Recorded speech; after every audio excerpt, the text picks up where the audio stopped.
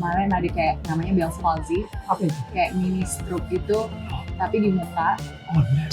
Ya gara-gara itu jadi ikut meditasi untuk kesehatan. Wait, what triggers it? Kayak si Stress, anything. So guys, sebelum lanjut nonton video ini, jangan lupa ya, like dan share ke teman-teman kalian. Tekan tombol subscribe-nya, nyalakan bell-nya atau loncengnya. Thanks guys! Masih dengan gue di Daniel Tetangga Kamu. Dan bersama dengan tetangga gue yang gue udah kenal, kita kenal lebih dari 15 tahun kali ya. Pokoknya ini multi talented banget, Ralin Shah. Nah, sebelum gue lanjut, gue pengen ngingetin kalian dulu buat nonton video ini sampai habis. Ya, sampai beberapa hari ke depan. Karena apa yang kita obrolin ini benar-benar menarik banget dan siapa tahu aja relate sama kehidupan kalian. Alright, Ralin, jadi gini. You had your break di film 5 cm. Right? Yeah. I think itu yang benar-benar kayak bikin vup, jadi dan nama Ralin Shah Oh my sendiri. god, yeah, that's crazy. Lu sendiri sebenarnya purpose-nya apa? Dikasih sama Tuhan sebagai Ralin Shah yang sangat terkenal ini dan mempunyai sebagai aktris juga, mempunyai platform segitu besar di Instagram dan lain-lain, mempunyai koneksi yang luar biasa sekali sampai ke Hollywood juga. What is the purpose?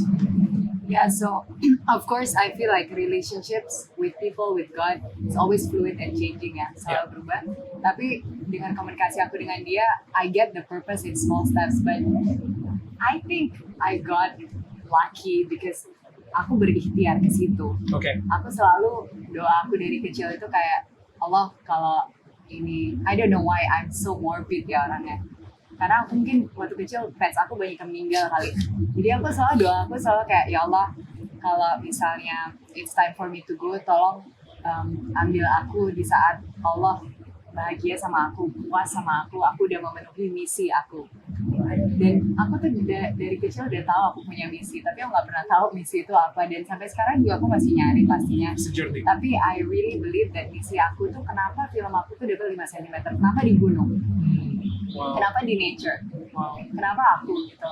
Dan kesini-sininya tambah lama aku dekat nature dan tambah lama aku sadar bahwa memang aku paling happy tuh di gunung, makanya aku di Ubud lama kan. Dan pas hiking, mungkin aku harus memelihara alam ini dengan lebih baik dan use my platform buat itu gitu. Untuk orang lebih, kalau naik gunung misalnya, hal-hal kecil kayak mengutin sampah yang kita naik ke sana tuh, karena habis 5 cm, you know, so many people started hiking. Yeah. So many people jadi pendaki dan mendaki gunung itu, dan gunung itu jadi kotor sampai harus ditutup. Yeah. Dan itu kan langsung kayak gue ngerasa guilty malah jadi film itu terkenal kok jadinya gunung yang indah ini jadi kayak gitu. Dan manusia memang tendensi manusia kan hanya memperdulikan dirinya sendiri gitu. Jadi mungkin purpose aku yang aku bisa lihat ya, mendapat platform itu adalah terus membalikan orang untuk ingat akan nature. Dan bukan hanya nature with like the birds, the beasts, the animals, the jungle, but also the nature of us as a human being. Maksudnya alam kita sebagai seorang manusia di mana komponen itu ada 3 kan, fisik, mental, dan spiritual. Yeah. Dan membalance itu tuh gimana? Yeah. Dan kalau kita bisa membalance itu dalam hidup kita sebagai ekosistem yang indah, kita juga akan cantik dari dalam. Dan alam juga seperti itu, membutuhkan balance itu dan membutuhkan cinta yang aku bilang itu love language yang sebenarnya basic banget. Love language yang paling penting itu cuma 2, time and attention. Really, if you really give yourself even time and attention, just enough attention to know, oh this is changing ya, oh this is changing. And the truth is, kita harus menerima bahwa semua dalam hidup itu yang berkondisi itu akan berubah. Yeah, that's so good. And That's so good. that's the same with friends as well, right? Yeah. And we've lost so many friends. We've even lost each other at one point. I was just like, I'm done with Which you. is okay, karena Which is setiap season selalu berbeda dan kita nggak pernah bisa kita nggak pernah bisa bertahan atau berpegang terus sama season yang sebelumnya gitu. Yeah. Kadang-kadang gue kurang suka juga kalau misalnya gue temenan sama orang gitu ya, dan habis itu sepertinya season gue udah berbeda nih. Gue kayaknya udah berkembang, udah mulai temenan sama orang-orang yang lain gitu misalnya ya. Temen yang lama gue itu merasa kayak, wah lu udah gak asik lagi, lu temennya sekarang namanya sombong lu sekarang gitu.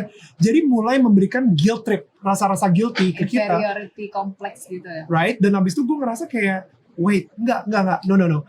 Gue gak tahu ya, ini nih kena banget sih sama apa yang lu bilang. Gue lupa siapa yang ngomong, tapi basically dia bilang kayak gini, healthy things grow. Ya, sesuatu yang sehat itu pasti berkembang. Iya. growing things change. Sesuatu yang berkembang itu selalu berubah. Iya benar. Change is uncomfortable. Yes. Perubahan itu selalu nggak nyaman. Iya. Nah, jadi gue ngerasa ketika kita growing, kadang-kadang tuh emang ada beberapa hal-hal yang nggak nyaman dan beberapa secara mental juga nggak nyaman. Kayaknya iya ya, kok gue jahat banget ya, kok gue meninggalkan ini. Tapi padahal kalau misalnya kita nggak ninggalin season lama kita, yang ada kita nggak akan pernah berkembang juga gitu. Menurut gue kayak gitu. So I think lu udah mulai ada di tahap dimana you are growing, kalian. Maksudnya kayak gue 10 tahun Thank yang lalu, God. itu 10 tahun yang lalu sama sekarang itu kayaknya udah beda banget gitu kan. But what I'm interested in gitu ya, lu sempet yang gue tahu very very ambitious untuk DLA to break that Hollywood market gitu. How was that? I wasn't ambitious to break the Hollywood market. I was ambitious to leave my home. I wanted to escape. Okay. Hollywood market. I've never been the kind of person like in my career, alhamdulillah. And I know this sounds like, oh my God, she doesn't take it seriously. I take it very seriously. But for me, I know what is meant for me is meant for me. I'm never worried about that. I'm more worried about like the logistic part of thing. Makanya manajer aku sering marah kayak, lo kok mikirinnya yang logistik yang can you live here? Can you survive? Do you have enough? Lo harus mikirnya yang kayak artis dong. Like what kind of work I wanna do? Like on another level. Why are you so basic? Yeah. And then kalau sekolah bisnis kan kita belajar kayak Maslow hierarchy or needs, like basic, security, safety, Purpose kan. Yeah. purpose kan. Itu slow gitu naiknya karena dari awalnya itu gue lahirnya udah di sini, tiba-tiba gue turun lagi di sini, gue harus belajar. Oh ada ya orang kayak gini. Oke, I'm here now. Oke, agar. Okay. Dan kayak baru aja kayak mungkin 2-3 tahun lalu yang kayak I was born there. Aku baru gitu on my own terms. Okay. Maybe many people are like, well, she was like that since she was born. Yeah, but not on my own terms. Not on God's timing, on society's timing, on how lucky I was because orang tua aku atau society aku, tapi bukan karena aku. Dan aku di sini dan untuk kenapa aku nggak ambitious lagi? Sebenarnya aku masih ambitious. Yeah. Cuman bukan untuk Hollywood ya, tapi untuk kayak gue pengen tuh orang luar negeri tuh mengerti Indonesia tuh Indonesia alamnya, ikut juga tahu bahwa kita ekosistem yang besar lagi, ikut tahu dampak Indonesia ini sebagai hutan tuh besar loh. Indonesia tuh that amazing loh. Dan kalau aku bisa jadi aktris atau Agnes Monica atau Niki siapapun, any Indonesian artist di Hollywood, I always support it because they're gonna ask, where's Indonesia? Always like, oh, are you from Bali? I'm like, no. Yeah. Bali is great. Yeah. And it's a wonderful island, but like It's part of Indonesia. it's part of Indonesia, and I come from a wonderful country, and only with that platform can I really get the purpose. Yeah. Which is gue lahir di Indonesia, gue akan mati di Indonesia, gue nggak pernah berangan-angan gue mau hidup di Amerika atau jadi artis Hollywood terus meninggalkan tempat ini. Bukan, itu hijrah untuk suatu purpose. Yeah. Dan sekarang dengan corona ya aku nggak bisa memenuhi purpose itu, tapi dengan meninggalkan corona aku nyadar di sini juga kita bisa kok kayak gitu, kita bisa bertemu orang-orang yang dari sana yang bisa membuat koneksi itu. Dan kalau memang purpose-nya memang untuk alam, ya nggak perlu juga jadi aktris kali. Kalau memang misalnya ada opportunity untuk gitu, oke, fine. Kalau enggak ya gue masih bisa ngelakuin hal-hal di Bali ini, dan gue udah membuktinya pada diri aku sendiri tanpa harus berkoar-koar kayak gue lagi gini, gue lagi gitu. I can do it. Anyone can do it. Anyone can help people around them as long as they give time and attention to what people need. Dan satu lagi yang aku rasa penting banget. Yeah. I don't want to sound like an ustazah or whatever. No, please do. Cuman yang aku rasa viewers itu perlu belajar ada the art of giving. Okay.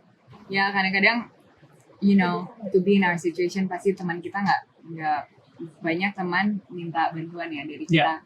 Dan memang yang aku coba master tuh the art of giving aja. Memang dari kecil I like sharing. Yeah. I do literally like sharing. And aku nggak bilang, oh, aku baik, aku suka sharing, bukan. Karena itu juga dari orang tua aku, kayak aku sering melihat orang tua aku tuh suka banget sharing. Suka kayak apa donasi, Malah papa aku tuh kayak ada ruangan, kayak ada gedung di depan rumah kita yang untuk menerima proposal orang aja orang butuh apa. Wow. Dan dia tuh menyisihkan kayak banyak keuntungan dari perusahaan, dan aku tahu karena ya perusahaan keluarga untuk itu gitu. Wow. Jadi aku selalu ngerasa, oh ya itu kebutuhan dan harus aku lakukan. Tapi sebenarnya untuk giving itu juga ada seninya. Oke. Kita tuh nggak bisa kayak orang datang langsung kita kasih tanpa kita nanya buat apa, bagaimana. Kadang-kadang dengan kita menanyakan buat apa dan sebagainya, kita malah bisa belajar bagaimana memberikan mereka apa yang mereka butuhkan dengan lebih baik lagi, Oke. dengan lebih bijaksana lagi. Oke. Yang bisa membuat hubungan kita tuh lebih positif daripada misalnya teman ngutang. Terus ujung-ujungnya dia minta A, misalnya 300 juta atau Iya. apa. Terus kita akhirnya ngasih. Tapi itu kan beban lumayan besar. Jadinya kita minta utangnya balik, malah jadi putus hubungan itu. Malah nggak enak sendiri. Iya, Kesannya dan kita aku jadi udah turun berapa lagi. kali Ya. gitu loh, Ya. disappointed dan kecewa sama orang. Padahal harusnya aku ngeliat itu ke diri aku sendiri. Aku harusnya lebih bijaksana lagi gitu. Kan aku yang ngasih gitu. Aku baru nyadar kalau kita minjemin saudara atau teman, ya udah lah ikhlasin aja. Makanya kalau yang kita kasih harus nggak membebani kita, tapi dengan ikhlas, dengan kayak kalau ini orang nggak bantuin nggak apa-apa gitu. Ya kayak gitu-gitu lah, karena the art of giving ini penting. Lama-lama kalau kita art of giving yang nggak ngerti, bahwa kita ngerasa kebaikan itu ngasih-ngasih, karena aku ngeliat talk show kamu sama Sandra Dewi Oh, ya, dan Sandra Dewi, Harvey ya. ngasih-ngasih gitu. Iya, beramal. Uh, Ya. Dan ya art of giving orang kan beda-beda, tapi bagaimana dimana kita boundary kita juga respected, we love ourselves juga, kita juga bisa love our friends dan our friends feel respected and Yeah. helped out. Yeah. Daripada kita membebani teman kayak kalau misalnya dia minta A, kita kasih A plus, dia juga ngerasa terbebani, kayak dia juga nggak bisa bantu gitu. Jadi harus the art of giving bukan hanya masalah duit ya. Kasih time, attention itu harus dijalani dengan seni-seni yang harus dengan kesensitivitasan yang kita latih. Ya. Karena kebaikan itu harus dilatih. Manusia kita lahir dalam daging. Ya. Kita banyak kemauan yang kayak sebenarnya nggak baik, nggak bijaksana. Gimana kita bisa menumbuhkan sadar bijaksana itu, kesadaran yang baik dan bijaksana itu ya lewat sholat, lewat meditasi. Dan banyak orang kayak kamu nanya tadi kan, meditasi itu melanggar agama nggak sih? Nah, ini yang gue pengen nanya ini actually, karena bagaimana sih menaruh korelasi tersebut di lu pemeluk agama Islam gitu ya, dengan Allah, dan juga lu sekarang ada di Bali dan lu mendalami meditasi. Jadi maksudnya korelasi itu seperti apa sih? Kayak gimana caranya membuat itu menjadi sebuah something yang enak gitu maksudnya? Karena orang banyak kan pemikirannya ada beberapa orang yang mikir kalau wah meditasi itu sesat gitu misalnya. Padahal mungkin kan sama aja gitu. Like let's not judge on it first gitu. You know like nggak tahu ya kalau misalnya dari kacamata lu sendiri gimana? Karena lu sendiri emang dari kecil udah tumbuh dengan sebagai seorang muslim yang sangat taat gitu, dan lu sendiri juga dengan ajaran bokap lu juga, dan sekarang lu lagi mendalami meditasi juga gitu. Gimana sih cara menyambungkan atau mengkorelasikan dua hal aktivitas tersebut?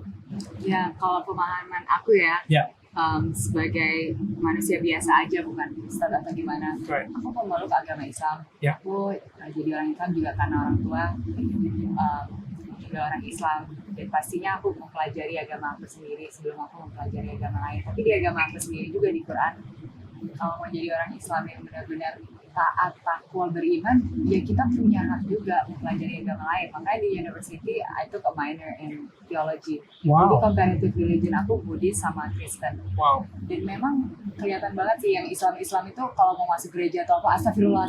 Kayak banyak sekatan kita tuh punya Islam lumayan, doktrinnya lumayan keras bahwa kita harus mempercayai satu Allah. Allah is number one. Yeah. Nggak boleh murtad. Dan meditasi ini sebenarnya yang aku jalani kan meditasi untuk kesehatan. Malah waktu aku mengikuti silent meditation aja dibilang setiap sebelum kita meditasi harus berdoa menurut agama dan keyakinan masing-masing. Wow. Dan aku percaya banget bahwa Allah menciptakan kita, memberi kita juga tools, alat-alat gitu ya? Alat-alat, cara-cara untuk mempelajari dan mendekati dia dengan cara yang berbeda, biarpun dalam umbrella Islam itu. Dan di Islam kan ada yang namanya khusyuk. Kalau kita sholat atau kita berdoa kepada Allah, kita harus dalam keadaan khusyuk. Khusyuk itu adalah state relaksasi yang vibrasinya sama vibrasi apabila kita activated relaksasi meditasi. Jadi sama. Wow. Makanya kadang-kadang kalau orang bilang, aduh gue sholat nih tapi gue gak tahu artinya, kayak tadi yang aku bilang. Sebenarnya aku jadi paham sekarang kenapa kita harus ngafalin sholat itu kenapa disiplinnya tuh ketat banget, harus berapa rakaat, harus doanya kayak gini, harus begini. Karena kalau kita udah menghafal itu semua, otomatis kita bisa khusyuk dalam momen itu, mematikan semua pikiran, itu jemuran gimana, kalau lagi hujan atau gimana. Yeah. Karena meditasi juga untuk mencapai saat itu dimana kita bisa hidup di sini dan sekarang, dan mensyukuri apa yang di sini dan sekarang dengan kelebihan dan kekurangannya.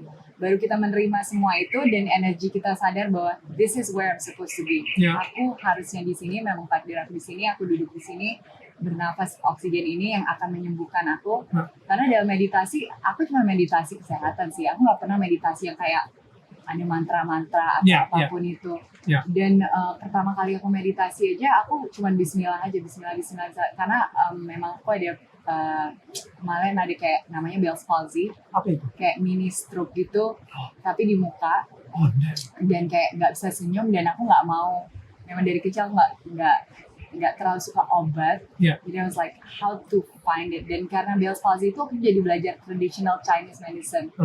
Terus aku jadi belajar akupunktur tuh apa? Oh, akupunktur tuh meridian healing. Meridian itu apa sih? Rupanya ada struktur dalam badan kita yang bukan darah aja yang mengalir, bukan otot aja, tapi energi yang namanya qi. Terus aku jadi kayak, oh kalau ada qi ini bagaimana kita memastikan qi ini beralir dengan sirkulasi yang baik. Terus aku jadi baca-baca, oh ada ilmu di Cina yang namanya meditasi, kita bisa belajar untuk melancarkan qi itu. Dan dengan qi itu bisa menyembuhkan stroke, penyakit jantung, apa segala macam. Ya gara-gara itu jadi ikut meditasi untuk kesehatan. Wait, what triggers it? Kayak si Stress. Anything. Any disease itu kita nggak merasa easy in our body. Bisa jadi kanker, bisa jadi ini, bisa jadi itu, dan manifestasinya itu makanya kalau orang sakit sebenarnya dia harus bersyukur kalau dia sakit dan masih hidup. Itu Tuhan ngingatin kita, kamu harus hati-hati. Kamu tuh lagi disease, kamu tuh lagi nggak nyambung gitu. Karena Tuhan tuh, aku percaya banget Allah mau semua makhluknya itu sehat. Dan kalaupun kita sakit, kita harus memaknai sakit itu dengan membantu orang lain yang sakit juga. Atau apa yang kita pelajari dengan penyakit kita harus kita ajarkan ke orang lain. Nah, sekarang aku lagi detox herbal kan, jamu. Balik lagi ke nature, semuanya tuh nature sih. Yang aku percaya bahwa Tuhan itu udah nyiapin semuanya kok buat kita, tinggal kita aja ngeraciknya gimana. Dan kalau kita terkotak-kotak dengan agama, kepercayaan yang doesn't serve you, nggak membantu kita, ya buat apa? Tuhan juga coba membantu kamu, tapi kalau kamu semuanya kayak ini sesat, itu sesat, ya jangan gitu dulu. Tak kenal maka tak sayang kan. Makanya aku bilang dengan meditasi ya dalamin aja dulu. Kalau memang itu membawa kamu ke yang lebih sesat, ya jangan. Maksudnya sama dengan agama. Aku pernah ketemu orang Islam, maksudnya satu ustadz yang mentor aku banget di Malaysia. Pertama dia biksu, terus habis itu dia jadi kayak Christian preach gitu. Missionary. Oh, missionary. Wow. Mengkristenkan orang. Terus sekarang dia jadi ustadz. Udah, orang labil banget ya sih. Ngapain mau jadi ustadz gue ya nggak sih? Dia pengen jadi orang Islam, tapi karena dia punya background yang sangat beda sama orang Islam yang lain yang kayak kita lahirnya Islam, dia jadi kayak percayanya Islam itu lewat pengalaman dia yang sangat fantastis. Karena dia udah menjalani si Buddhis itu, dia udah menjalani si Kristen itu, dan buat dia Islam adalah the true religion. Sampai keluarga dia tuh nggak mau ngomong sama dia lagi, anak-anak dia tuh kayak nggak respect sama dia lagi, apa dia nggak peduli karena dia percaya bahwa God's plan is better than society's plan. Gue juga percaya itu. Bukan aku kayak berkoar-koar bilang lu harus ganti agama, whatever. Tapi kalau memang ada desire, kemauan, desire itu kan dari Tuhan, nggak semuanya dari setan. Betul. Misalnya desire lu mau jadi host, dan desire itu sampai segini, berarti kan itu dari Tuhan juga di-bless kan, bahwa jalan kamu itu dimuluskan. Kalau memang dia ngerasa lu nggak cocok jadi host, Exactly. You know, semua yang terjadi baik atau buruk itu aku percaya Tuhan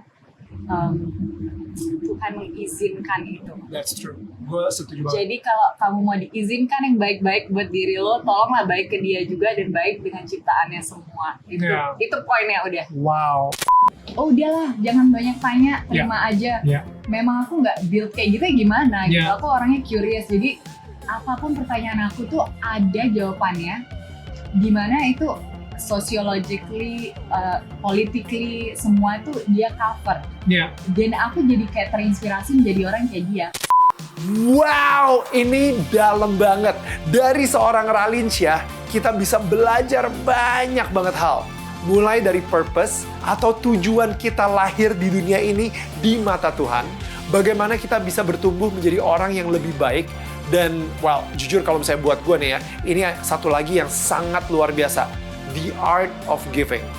Kita sering banget mendengar ketika melihat orang kelaparan, berikan pancingnya, bukan ikannya. Karena apabila kita terus memberikan ikannya, well, orang tersebut akan semakin bergantung sama kita. Dan kita itu malah menjadi pemberi rezeki. Padahal udah jelas kan, kalau misalnya, mudah-mudahan kalian setuju juga, bukan kita pemberi rezeki, hanya Tuhan yang bisa menjadi pemberi rezeki. Kira-kira saat ini, kalian yang lagi nonton, ada nggak sih orang yang bergantung sama lo? Padahal jelas-jelas si orang tersebut dia mampu, tapi dia malas aja. Nah, kita harus belajar lagi gimana cara memberi yang baik dan bijaksana seperti yang kita bisa pelajari dari seorang Ralinsyah. Anyway, besok gue masih akan terus lanjut mengulik kisah Ralinsyah dan saksikan eksklusif hanya di Daniel Tetangga Kamu.